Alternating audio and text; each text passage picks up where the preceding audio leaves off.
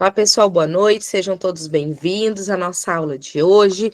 Eu sou a professora Cauana Marchini e hoje nós vamos fazer, uma aula, um conteúdo de introdução quando a gente vai pensar em cinesiologia, que é de planos, eixos e movimentos. Então, cinesiologia, ela é o estudo do movimento, pode ser do movimento humano, mas pode ser de qualquer movimento, na verdade, quando a gente fala de cinesiologia. E hoje a gente vai olhar um pouquinho para a questão dos movimentos humanos.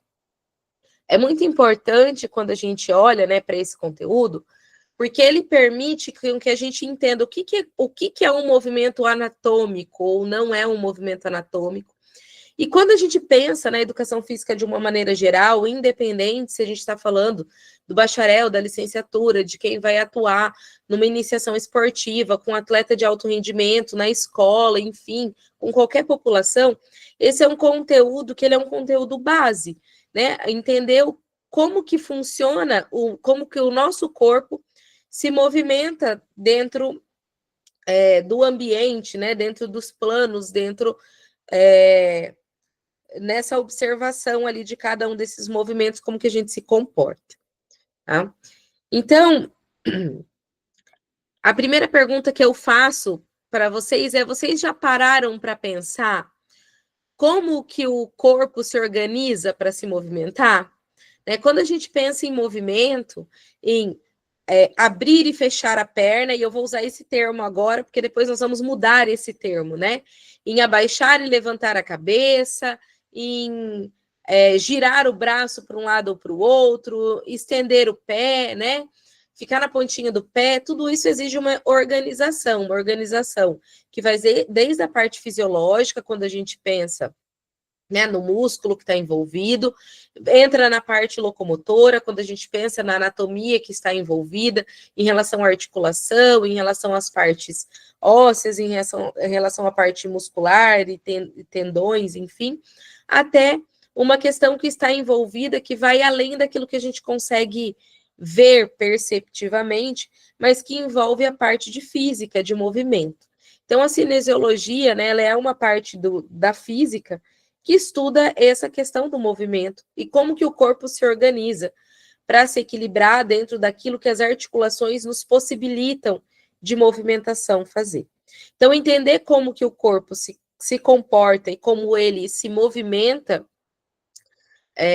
naturalmente, por assim dizer, envolve, a gente ter esse conhecimento, permite com que a gente faça e oriente os movimentos, independente de quais sejam, de maneira adequada.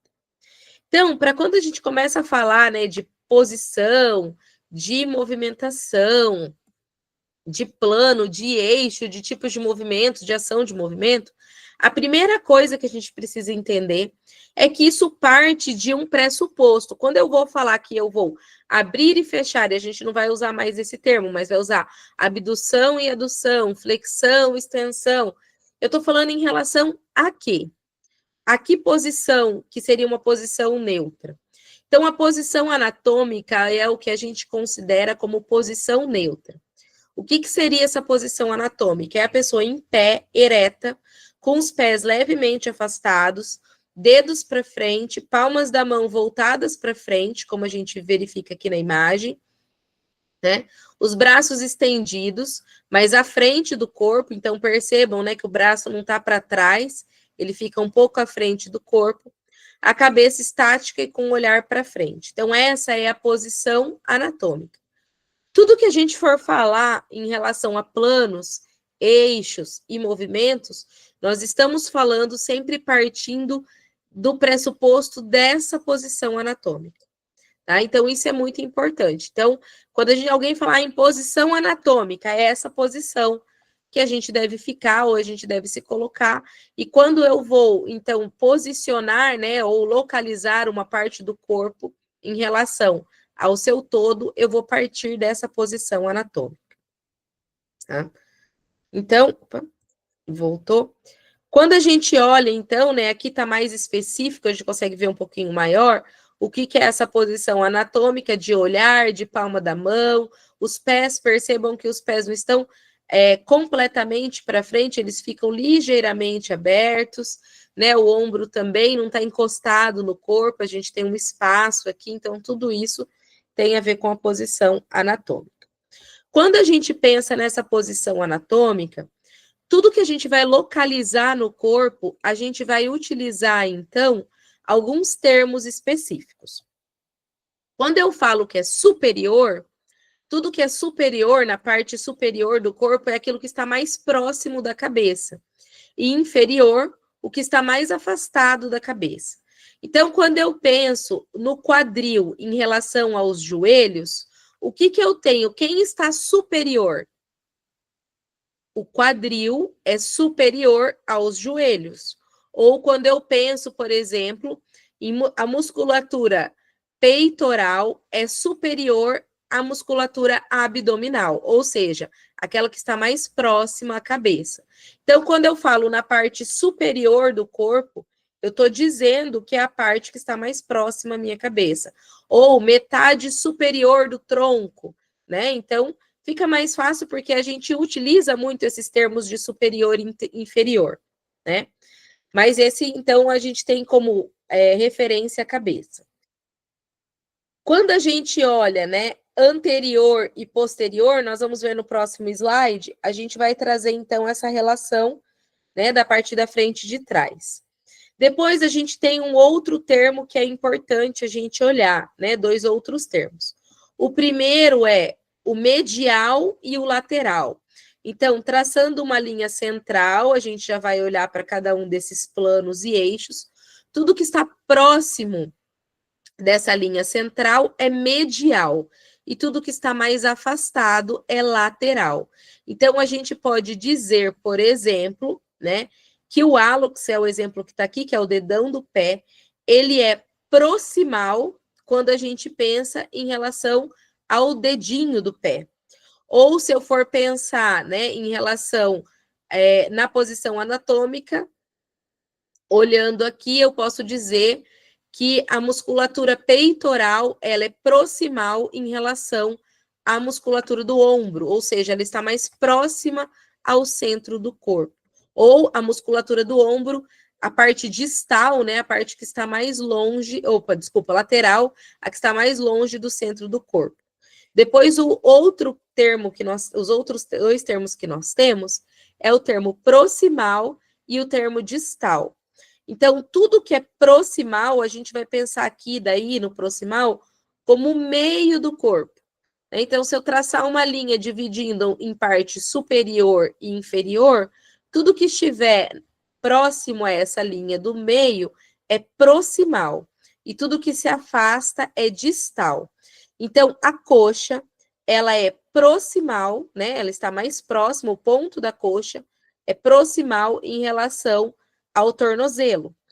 Agora, percebam o braço, a gente está falando em posição anatômica. Se esse braço abre, a mão, ela está mais distal do que, né, do corpo em relação ao ombro, ou seja, o ombro é um ponto mais proximal desse centro do que a mão.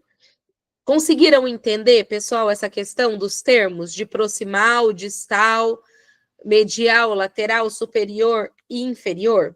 Se alguém tiver alguma dúvida, podem ficar à vontade para tanto levantar a mão quanto colocar no chat, tá? Para a gente ir conversando. Ok? Então, a gente tem esses termos. Depois, a gente vai partir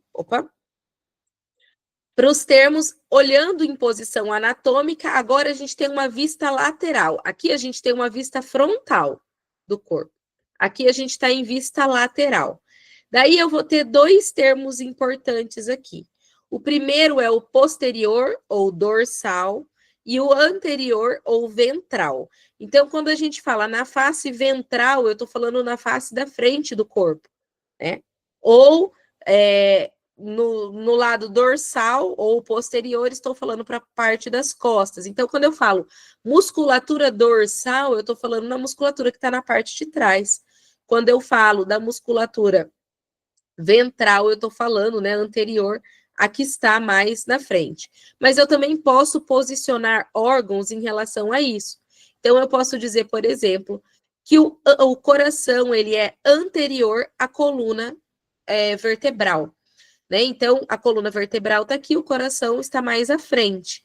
Assim como eu posso dizer que a rótula, né, ela está anterior em relação à articulação do joelho, ou articulação do joelho posterior em relação à rótula.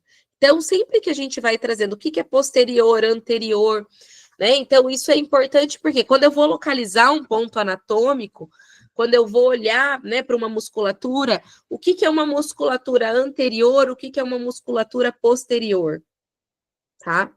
Quando a gente vai olhar daí, a gente tem um outro termo, que é o cranial e o caudal, que se refere principalmente à relação da coluna vertebral, né? Então, quando eu falo que uma musculatura ela está mais em direção cranial, ela está mais próxima, né? O crânio ao cabeça, ou a região caudal, por exemplo, da coluna vertebral, a gente sabe que está mais ao final da coluna vertebral.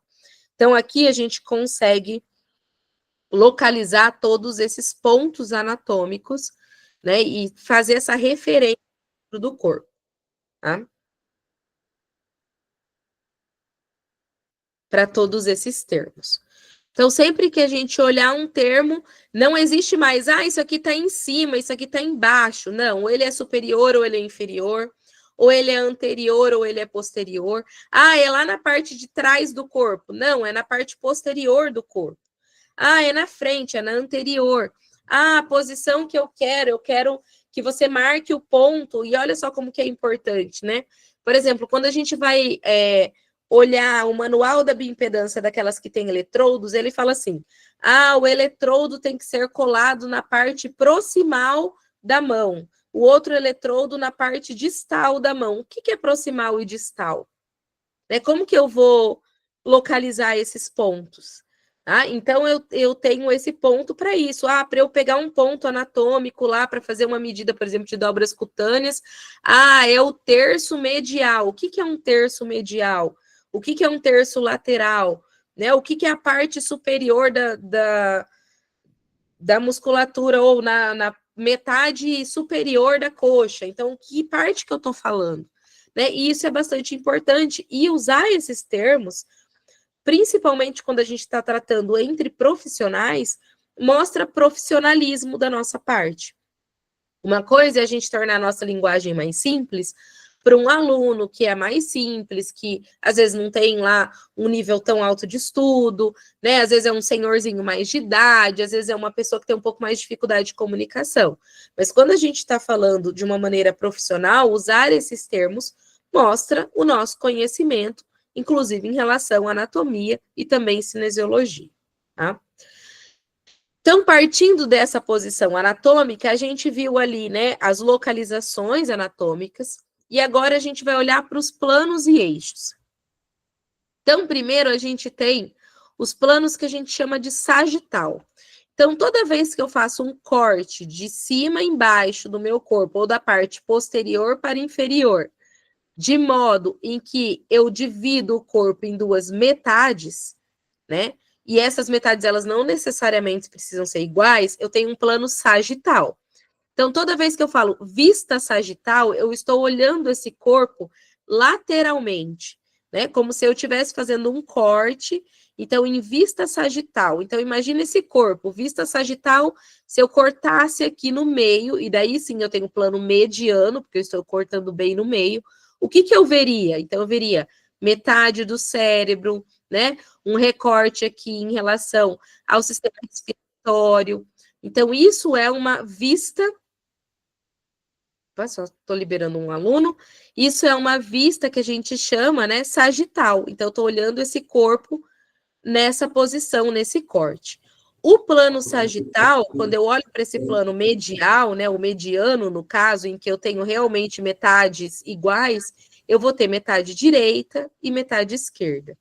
A gente supõe que, de modo geral, quando a gente faz esse corte, eu vou ter porções muito parecidas do lado direito e do lado esquerdo, né? Tanto em quantidade de massa muscular, quanto em quantidade de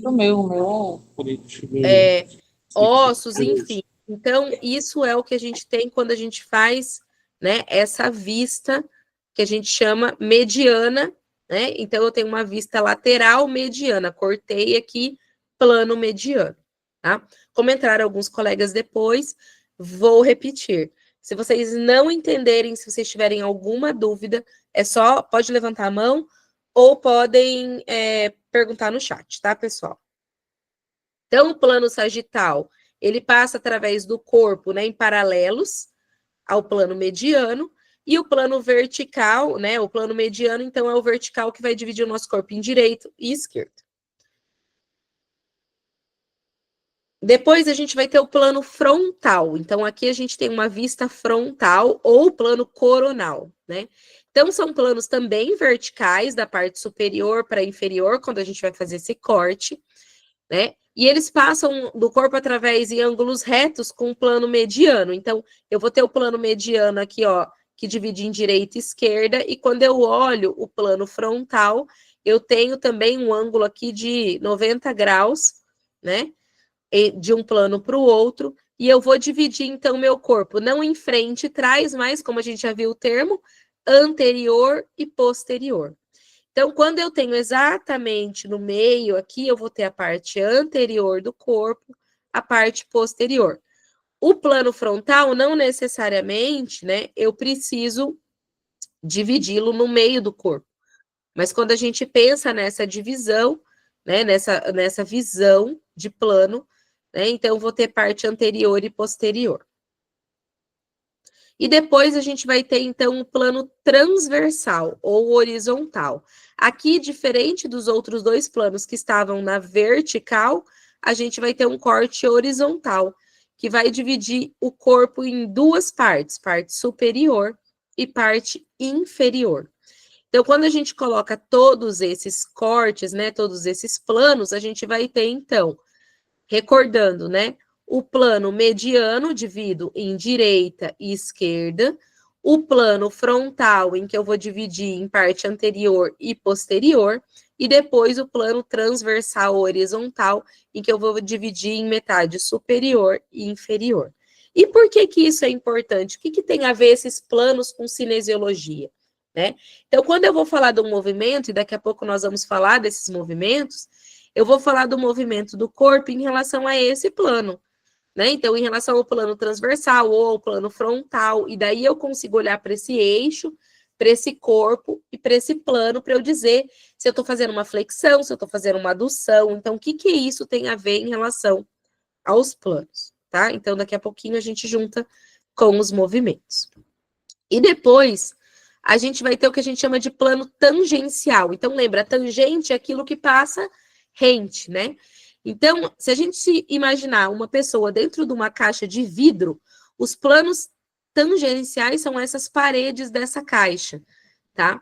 De vidro. E daí essas 6 paredes, né, desse paralelepípedo aqui no caso, vão ser os planos tangenciais. Então, a gente vai ter um plano superior, que está acima da cabeça, o plano inferior, que está abaixo dos pés, o plano anterior, que está na frente do corpo, o plano posterior, que está atrás, e as laterais direita e esquerda, que vão limitar, então, a parte relacionada aos membros, né, lateralmente. Então, eu posso ter os planos tangenciais também para usar, né, essa referência quando a gente pensa nos planos anatômicos, ok? E pode perguntar, ó. Tá. Eu tenho uma dúvida, ela pode parecer meio boba, mas isso aqui não saiu da minha cabeça. Não existe Por, dúvida boba. por exemplo, a pessoa sofre um acidente e acaba perdendo as duas pernas. Uhum. O eixo, ele iria mudar de posição ou iria continuar na mesma Não, área? o eixo ele continua igual. Eu posso dizer daí que ele não tem, né? Quando a gente divide, por exemplo, membros inferiores, eu continuo fazendo um corte no que seria o meio do corpo, né? Mas, por exemplo, aqui a questão desses planos, eles estão muito mais para a gente poder localizar os movimentos. O que que é uma flexão? O que que é uma extensão? Tá? Então, a questão dela, por exemplo, perder um membro, isso influenciaria naquilo que a gente vai ver agora, que eu vou mostrar para vocês que é o centro de gravidade. Então, teoricamente, onde eu junto todos esses pontos é o meu centro de gravidade, tá? teoricamente. Agora, se eu perdi os membros inferiores, o meu centro de gravidade vai mudar, não vai? Meu ponto de equilíbrio. Tá? Então, não faz diferença essa questão de eu ter ou não ter um membro quando eu penso nesses planos. Tá? Isso vai fazer diferença em relação ao meu movimento e ao meu centro de gravidade. Daí, esse é um conteúdo um pouco mais avançado, né? Porque conforme eu me movimento, né? Aqui no caso, a gente tem, ó, esse movimento, eu mudo o meu centro de gravidade, eu desequilibro, e daí eu preciso de um movimento para me equilibrar de novo. Esse movimento pode ser um passo, esse movimento pode ser um braço que eu vou levantar para voltar ao equilíbrio do centro de gravidade, tá? Mas pensando em relação a perder um membro, isso não impacta no corte. Inclusive, os cortes de planos, eles servem também, por exemplo, nas visões de exames de imagem, né? Então, por exemplo, eu faço lá uma ressonância magnética, e daí na ressonância eu vou ter um corte transverso, um corte horizontal, um corte vertical anterior, um corte vertical lateral, né? Então, eu vou trabalhar com esses planos para aquilo que o médico quer ver de acordo com o membro, o órgão, enfim, que eu estou fazendo o exame. Tá? Então, às vezes, a gente vai pegar lá um exame de um aluno chega lá para você falar, eu tô com uma lesão no ombro. Fiz uma ressonância magnética, daí você olha aquele monte de imagenzinha, né? Que na verdade é um monte de fatia daquele órgão. E ele está fatiado em que visão? E daí você precisa olhar, por exemplo, aqui, se a gente tem uma visão anterior, se a gente tem uma visão posterior, né? Se eu tenho uma visão medial, direita ou esquerda, então isso tudo vem localizado no exame. Então eu consigo anatomicamente, a hora que eu olho, saber o que eu estou vendo ali, né, naquele exame. Tá? Então isso serve muito mais para isso quando a gente vai pensar os planos e para a gente localizar os movimentos, tá? E daí o centro de gravidade, então, seria, né, teoricamente, onde eu tenho a interseção de todos esses planos. Então, pensa que eu vou ter um plano, né, medial, eu vou ter um plano frontal e vou ter um plano horizontal, ou vertical frontal, vertical medial, e de onde eles se encontrariam, os três, eu tenho meu ponto de gravidade. Isso é a teoria. Na prática, isso não acontece exatamente assim.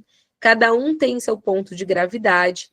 E, geralmente, os pontos de gravidade das mulheres ficam num ponto um pouquinho mais alto do que os homens, pouca diferença. Tá? E eu não sei se vocês viram ou se alguém se recorda de um desafio que tinha no TikTok esses tempos, das mulheres fazerem uma posição na parede, os homens tentavam fazer a mesma posição e não conseguiam fazer. Isso tem a ver com o centro de gravidade masculino e feminino, como ele muda. Então, os homens não conseguiam repetir a mesma posição que as mulheres, eles caíam, né, quando eles faziam essa posição. Tá? Geralmente, o ponto fica ali cerca de 4 centímetros, né, na frente, na parte da frente, ali anterior da vértebra, da primeira vértebra sacral, mas é mais ou menos nessa região, pode ser um pouquinho superior ou um pouquinho inferior, tá? Então, só para a gente entender que esse ponto de gravidade é o que permite que a gente fique em pé e equilibrado. E daí, cada vez que eu vou movimentar meu corpo, o meu corpo ajusta esse ponto de gravidade para que eu não ande e caia. Então, qual que é quando a gente pensa, por exemplo, num bebê que está aprendendo a andar? Na verdade, ele está aprendendo a posicionar o corpo dele de maneira ereta em relação ao centro de gravidade dele. A hora que ele consegue fazer isso, lógico que envolve força muscular, né? Porque daí para eu me manter ereto, tem vários grupos musculares que precisam trabalhar, mas é um aprendizado, como se manter dentro desse centro de gravidade, tá? Isso acontece também quando a gente vai andar de bicicleta, por exemplo, a gente precisa aprender a reposicionar nosso centro de gravidade para não subir na bicicleta e cair. Então, daí, quando a gente vai olhar para os movimentos, a gente tem 2 tipos de movimentos, tá? Quando a gente pensa no movimento de uma maneira geral, a gente vai ter um movimento linear, então, que o nosso corpo, né, ou o objeto no espaço, ele pode ir para frente, para trás, tá? Então, ele se move. Daí, aqui a gente está falando do corpo todo, tá? E não do segmento. E esse movimento linear, ele pode ser retilíneo. Então, o que seria um movimento retilíneo? Um movimento quando eu tenho uma corrida, por exemplo, tá? Então, quando eu estou correndo, meu corpo todo movimenta nessa reta. Ou ele pode ser curvilíneo. E daí, quando a gente pensa no curvilíneo, pensa no corredor de barreira, né? Ele corre e daí ele pula a barreira, corre e pula a barreira. Então, isso seria o que é um movimento curvilíneo, tá? E depois a gente vai ter os movimentos angulares. Os movimentos angulares, que eu não sei porque o meu slide não apareceu aqui na sequência com os movimentos, mas os movimentos angulares, então, é quando eu trabalho em relação a todo esse eixo, né? Então, aproximo e afasto partes do meu corpo. Então, quando eu giro, quando eu tenho ali, por exemplo, uma cambalhota, né? Uma parada de mão, então eu tenho movimentos que são angulares daí, tá? E agora a gente vai olhar para cada um desses movimentos pensando nos planos e nos eixos, tá? Então, essa eu diria que é a parte mais importante agora da nossa aula. Pensando, então, lá no plano sagital, né, ou no plano frontal, ó, ele está aqui em cima, só para vocês lembrarem qual que é. Pensando, então, nesse eixo transverso. O que que eu tenho de movimento? Primeiro, eu tenho um movimento de flexão. Então, toda vez que eu tenho uma flexão, eu diminuo o ângulo. Então, olhem para o cotovelo aqui. Em relação a esse plano transverso, quando eu flexiono o meu cotovelo, eu diminuo o ângulo desse cotovelo. Tá? Quando eu flexiono a minha perna, então seria eu levantar a minha perna, eu diminuo o ângulo, né? Eu faço uma flexão de quadril. Eu diminuo o ângulo do quadril em relação a esse plano sagital, tá? Então, se eu tenho uma flexão plantar, depois a gente vai ver, a gente faz também esse movimento. Então, em contraposição à flexão, eu vou ter a extensão. Na extensão, eu aumento, então, o ângulo articular. E percebam uma coisa importante aqui, quando a gente olha para esses dois movimentos. A gente tem a possibilidade de fazer flexão de cotovelo, né? E a gente faz uma extensão de cotovelo. Mas essa extensão e essa flexão de cotovelo, a gente só consegue fazer no plano sagital, no eixo transverso, na vista anterior. Eu não consigo flexionar meu cotovelo para a parte posterior do meu corpo, certo? Se eu flexionar meu cotovelo, eu quebro o braço. A perna, por sua vez, é o contrário, né? Eu faço a flexão da perna e minha perna vai para a parte posterior do corpo para eu flexionar, mas eu não consigo flexionar a minha perna para frente, né? Na vista frontal aqui. Eu não consigo trazer minha flexão da perna para frente. Quem flexiona aqui a hora que eu dobro é a articulação do quadril e não a articulação da perna, tá? Então, aqui eu trouxe dois movimentos simples, né? A flexão é o que a gente teria da rosca direta. Então, quando a gente olha para a rosca, esse movimento angular, a rosca direta, por exemplo, é um movimento de flexão de cotovelo. A extensão, quando a gente vai fazer lá a cadeira extensora, por exemplo, como exercício, eu tenho uma extensão de pernas, e daí eu estou fazendo, né, uma força para extensão, tá? Quando, por sua vez, eu tenho uma hiperextensão, é quando esse movimento ele vai ultrapassar o eixo, tá? Então, imagina aqui, ó, eu flexionei aqui nesse vídeo, né? Ela flexiona o quadril, o tronco para baixo, ela estende, mas ela estende além do eixo, então ela faz uma hiperextensão do tronco. Tá? O tronco faz uma hiperextensão. Geralmente, perna e braço, ou joelho e cotovelo, a gente não tem hiperextensão. Hiperextensão está relacionada à lesão, tá? Depois a gente vai ter a flexão, né, do pé, ou o que a gente chama de dorsiflexão, então é o pé em direção à canela, né, o tornozelo aqui. Então pensa nesse eixo de plano sagital, o meu pé fica mais próximo, diminui o ângulo aqui. Ou a flexão plantar, em que eu vou ter, então, uma flexão, né, uma distância maior desse dedo, ele vai, lembra lá que a gente falou, então, de proximal, distal, aqui é um movimento que vai ser distal em relação ao corpo. Então, ele vai para baixo, a pontinha do pé é a flexão plantar. Então, sempre que eu vou trazer um movimento, né, classificar um movimento em relação à flexão e à extensão, essa classificação ela vai se dar em relação à articulação que eu estou olhando. É flexão de quem? Né? Flexão de cotovelo, flexão de joelho, flexão de quadril, extensão de tronco. E daí eu olho para nesse caso, né, essa ação em relação ao plano sagital e ao eixo transverso aqui, tá? E depois a gente vai ter a anterversão e a retroversão, que é o quadril para frente e para trás. Sempre que a gente olha essa projeção da pelve para frente e para trás, ela pode ser uma projeção em relação ao exercício, mas pode ser também uma anteversão de quadril, que mostra que esse quadril está fora desse alinhamento anatômico, tá? Então, a gente lembra lá daquela posição anatômica, a gente tem um alinhamento. Então, se esse quadril está para frente ou está para trás, isso vai impactar, ok? Depois a gente olha no plano frontal ainda, mas agora a gente está olhando o eixo antero-posterior, tá? Em relação à parte da frente e de trás. Então, aqui, a gente estava olhando em relação ao eixo transverso, né? Então, de modo horizontal, o que é flexionar esse movimento, né? Para cima e para baixo, por assim dizer, né? Então, é a flexão em relação ao eixo horizontal, plano sagital. Agora a gente vai olhar esse plano sagital frontal em relação ao eixo antero-posterior. Então, olhando para essa curvatura agora, frente e trás. E daí, o que a gente vai ter, né? A gente vai ter os movimentos de abdução e adução. Então, abdução e adução é um membro que se aproxima, ou no caso da abdução se afasta, ou se aproxima, no caso da adução, da linha média do corpo. Agora é importante, como profissionais, a gente não fala, você vai abrir a perna, você vai fechar a perna, você vai abrir o braço, você vai fechar o braço. Você vai fazer uma adução ou uma abdução de braço e perna.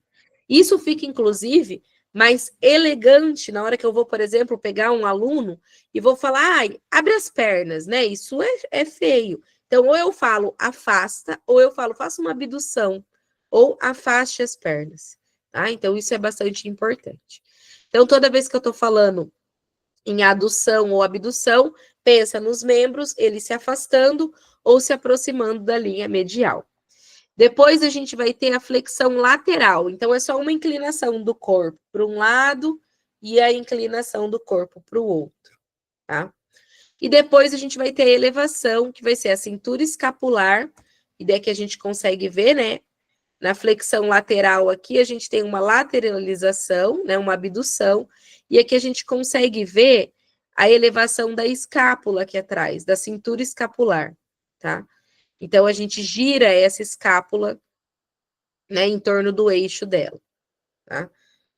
Depois a gente vai ter a mesma coisa, né, a depressão da escápula, especificamente elevação e depressão, a gente está tratando da escápula, tá?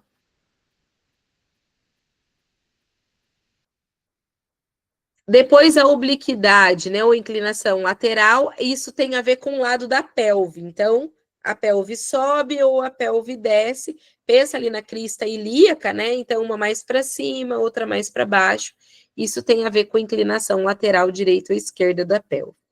E depois a gente vai ter a rotação do pé, né, da região plantar. Então, quando eu tenho uma rotação interna, e daí pensa no pé que gira para dentro de maneira, né, indo na região medial, eu vou ter uma inversão ou uma eversão se ele está indo para fora, tá? Uma rotação externa dessa região plantar do pé, tá?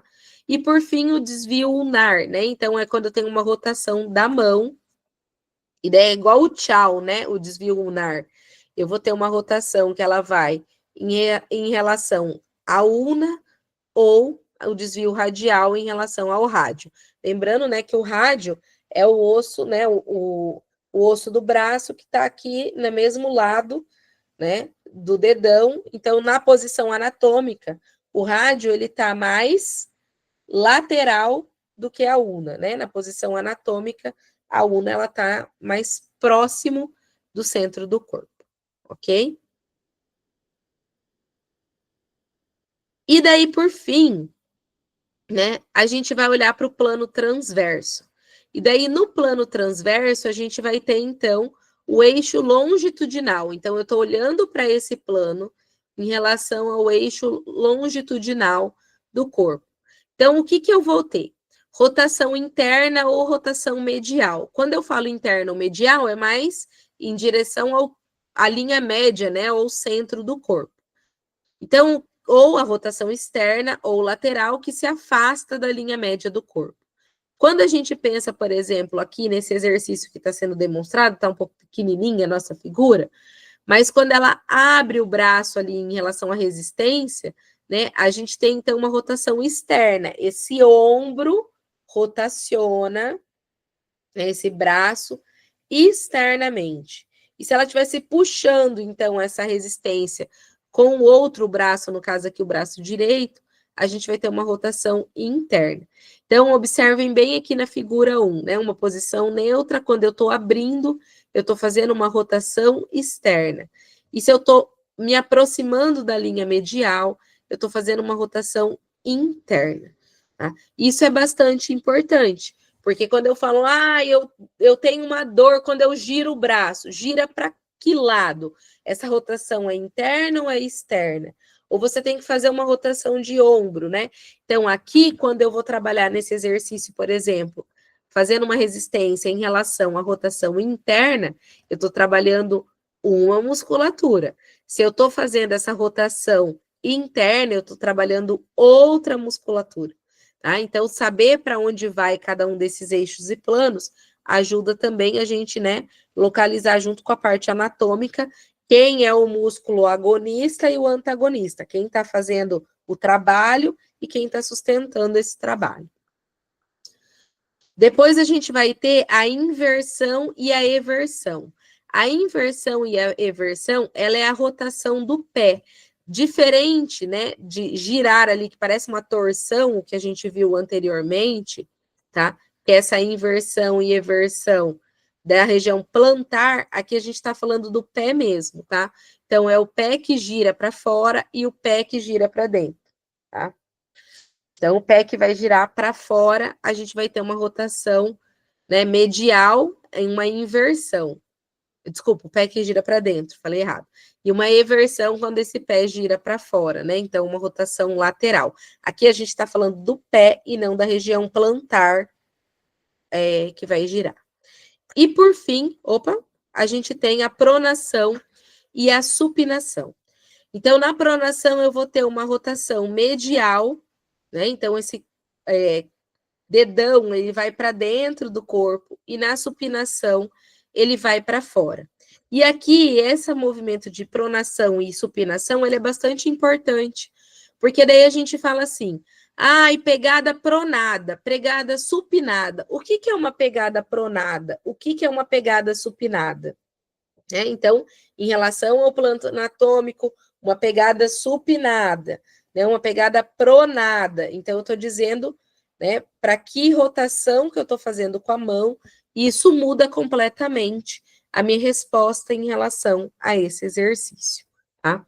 Então, pessoal, toda vez que a gente vai fazer uma classificação, né, a gente vai classificar esse corpo em cada um dos membros, em cada uma das articulações. Essa é a parte mais importante. Quando eu estou falando, então, de plano, né, de plano transverso, de plano sagital, de plano lateral, o que eu estou falando, né, em relação a quê? Aquela posição anatômica.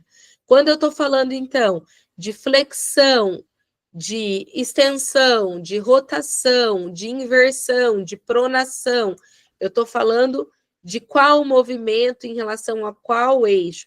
Então, o que é uma flexão de joelho, o que é uma extensão? Então, aqui em relação àquele plano frontal. Quando eu falo de adução, abdução, eu estou falando em relação ao plano medial, né? Me afasto desse plano, me aproximo nesse plano.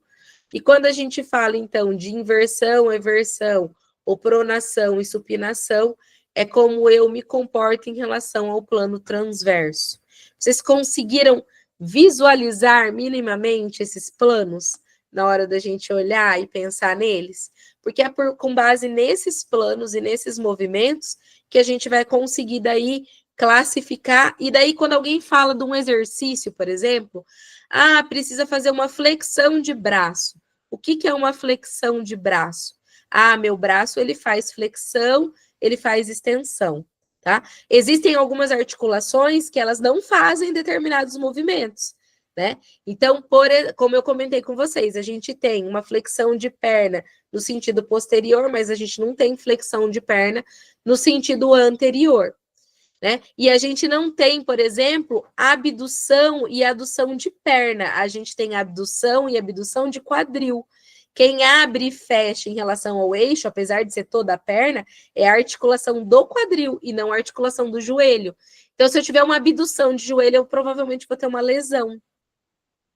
Então, quando a gente pensa rotação, né, de perna, eu não tenho a minha perna que rotaciona.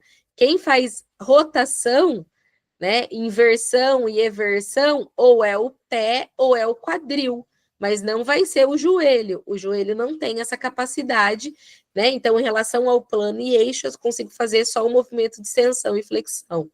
Tá? Então, isso é bastante importante para a gente deixar claro que existem alguns movimentos que a gente não vai conseguir fazer. Tá? Não vou conseguir dar todos os exemplos, mas com base nesses, e olhando o material que vocês têm também, né, de quem já fez a disciplina, vocês conseguem daí ter uma noção bem legal em relação a cada um desses movimentos e fazer essas classificações e observações, ok, pessoal? Alguma dúvida? Eu vou parar a nossa gravação aqui, e daí se alguém tiver alguma dúvida, quiser falar alguma coisa, pode ficar à vontade.